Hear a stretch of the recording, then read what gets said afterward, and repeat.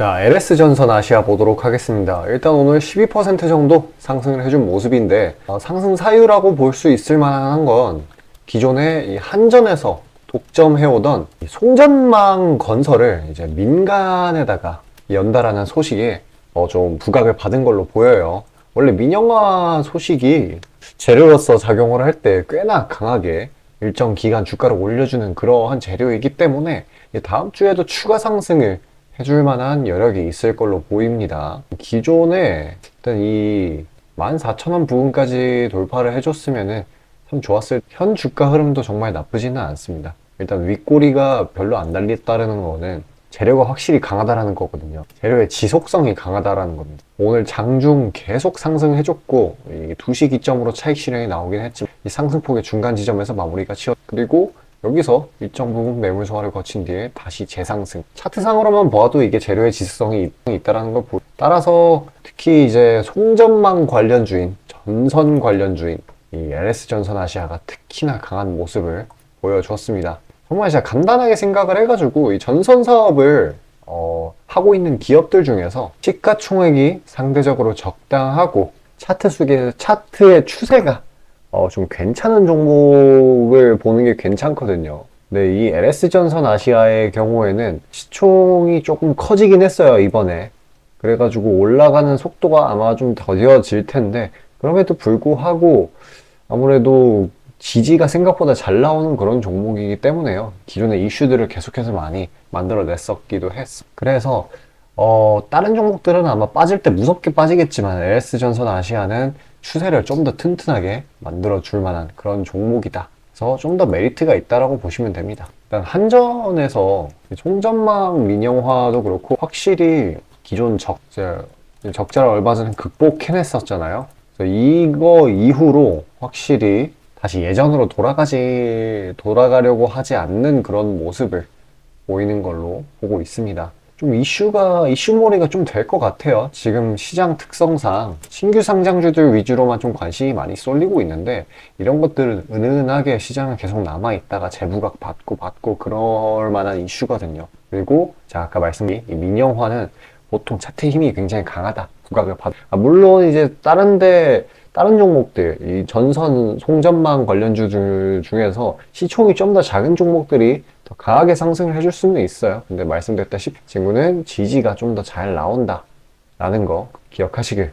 자, 아침에 시간이 없으신 분들을 위해 장 전에 당일 부각 모멘텀 그리고 시세 분출 종목 매일 아침에 구독자분들께 보내드리고 있습니다. 자, 쓰잘데기 없는 이 정크 가짜 정보들 필터링 거친 뒤에 정제된 정보들이고요. 당일 부각 이슈들로만 정리해서 보내드립니다. 자, 시장에는 한 가지 진리가 있어요. 아무리 초특급 악재가 터져도 막 해가 서쪽에서 뜬다고 하더라도 이 아침에 시장이 개장을 했을 때 반드시 튀어오르는 종목은 항상 존재해요. 그래서 이러한 특성 때문에 장초 개장 시간 1시간 동안만 매매를 하고 나머지 시장은 관망을 하시는 분들도 상당히 많으시죠. 근데 만약 내가 스윙이나 장투를 지향한다고 해도 이 가장 활발한 시간, 개장 후 1시간대를 놓치는 거는 합리적인 투자 관점에서 보면 너무나도 아까운 일이에요. 자, 장 초반에는 뭐 기본 수급, 세력의 움직임, 전일 모멘텀 등등 다양한 요인들,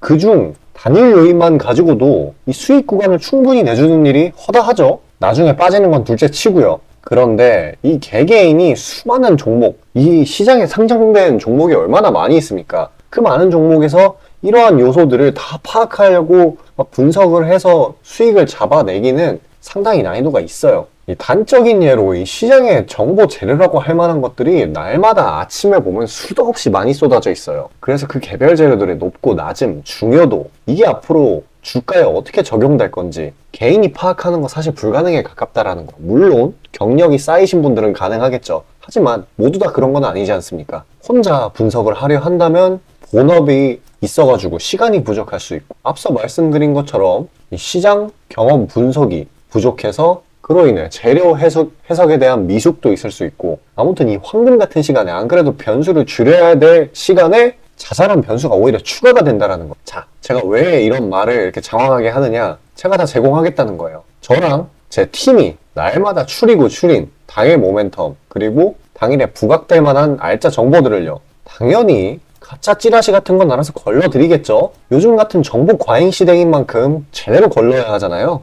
승률이야 말할 것도 없습니다. 만약에 적중률이 낮다라고 한다면은 이 많은 분들이 계속해서 정보 받아보고 있지 않을 테니까요. 비중, 진입가, 손절가 다 제시해서 안내드리고요. 정말 중요한 손절가까지 매번 철저하게 다 챙기고 있습니다. 처음부터 끝까지 이런 식으로 다 떠먹여드린다는 거. 자, 그리고 정말 중요한 얘기인데 이 시장에 100%라는 건 없어요. 그래서 날마다 수익이 난다라는 거는 정말 말도 안 되는 일이죠. 저도 100% 장담 못 드립니다. 하지만 팩트를 말씀드리면은 저는 매번 분석을 통해서 진짜 머리가 갈릴 정도로 분석을 해서 분명히 높은 수익률로 시장에서 살아남아오고 있어요. 손절, 비중 관리 철저히 해가면서요.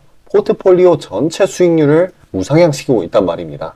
그래서 이렇게 말씀드릴 수가 있어요. 저를 꾸준히만 따라오신다면은 여태 해오셨던 것과는 전혀 다른 돈의 흐름, 그게 뭔지 맛보여 드리겠습니다. 자, 이 주식시장에서 돈을 어떻게 벌어가는 건지 알게 해드리겠다고. 신청 방법 어려운 거 없어요. 지금 화면 상단에 나오는 제 번호로 문자 남겨주시면 한 분 한 분씩 다 안내드릴 거예요. 그래서 내가 만약에 종목만 원한다고 하면은 종목만 받아보시면 되는 거고, 주식 관련 질문, 당일 시장 리포트 이런 거 다 가능합니다. 다 제공해드려요. 당연히 무료고요. 금전 요구 일체 없습니다. 저는 그냥 정보랑 종목만 제공해드리는 거니까요. 다시 한번 강조드리지만 화면 위 제 개인 번호로 연락 주시면 되겠습니다. 마지막 시장 파악하도록 하겠습니다. 이 최근에 조금 일단은 이제 코스피나 이 상 좀 더 심했었던 2차 전지나 아무래도 하락 우위를 가져갔. 아마도 이 미증시가 어저께 휴장을 했는데 거기다가 이 좀 생기게 되면서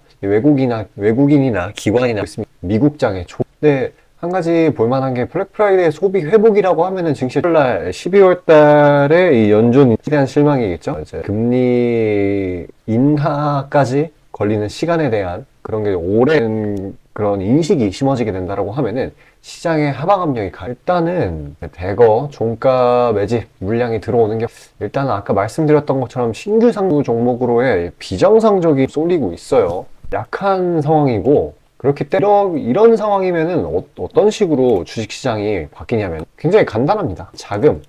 이런 친구들이 한 뭉태기, 그러니까 큰 자금을 이제 이동을 시킨다라고 하면은 그 방향으로 상당히 강하게 움직이는 그런 형태가 나타나게 되고 있습니다. 따라서 앞으로도 이제 신규 상장주들로의 그러한 이제 광기 랠리 이런 거를 보여줄 거라고 보고 있어요.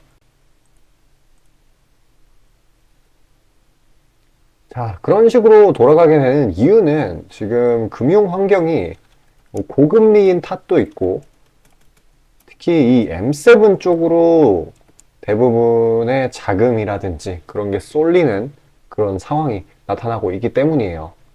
뭐 글로벌적인 관점이긴 한데 이 M7을 모르시는 분들을 위해서 이제 설명을 드리자고 하면은 이 약자가 뭐 대단한 거대한 7라는 뜻이에요. 이게 뭐냐면은 인공지능 쪽에서는 엔비디아, 마이크로소프트, 구글, 아마존 이런 큰 기업들 4개 그리고 XR, 확장현실 쉽게 말해서 메타버스죠.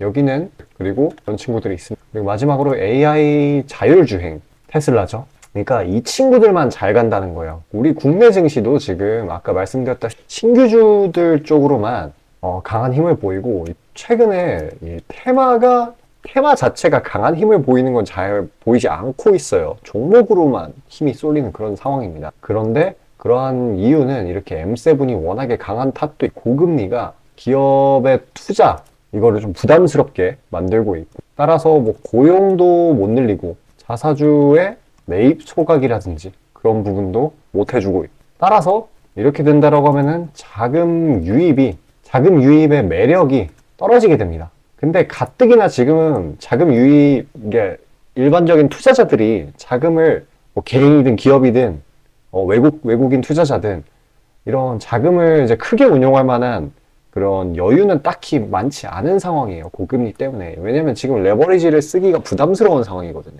돈 쓰기가 어려운 상황입니다. 그렇기 때문에 특히나 이쪽으로 돈이 몰리고 있는 상황이에요.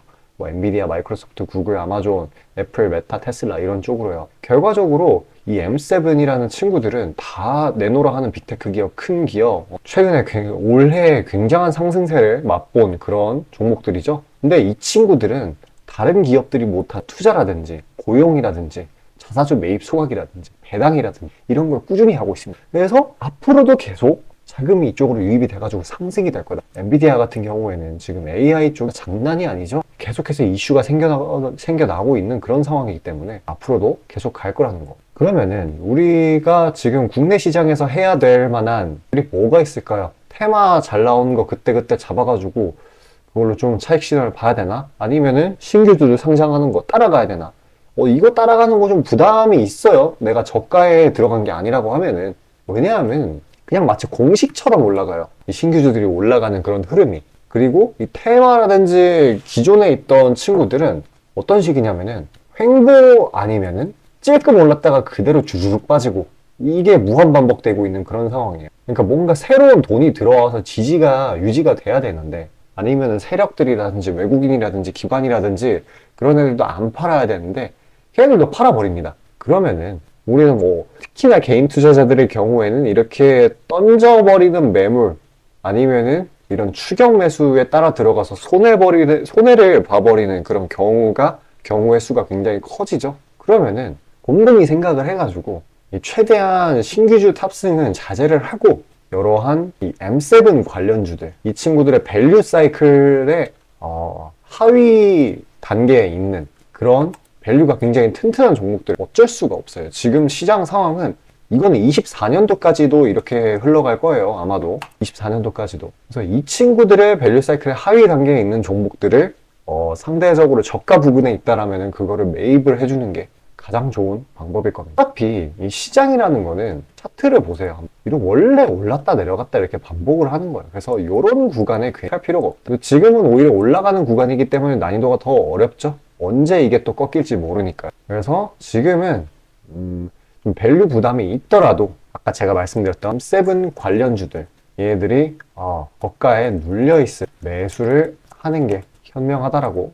일단 신규 자금 유입이라든지 그런 것들이 잘 일어나려면은 이 말은 뭐냐, 다른 테마들도 좀 잘 가려면은 금리 인하가 본격적으로 일어나 줘야 됩니다. 근데 그거는 아직은 조금 먼 이야기라는 거. 지금 시장 전략에서는 이런 식으로 제가 말씀드린 대로 M7 관련주들 이거를 하는 게 나아요.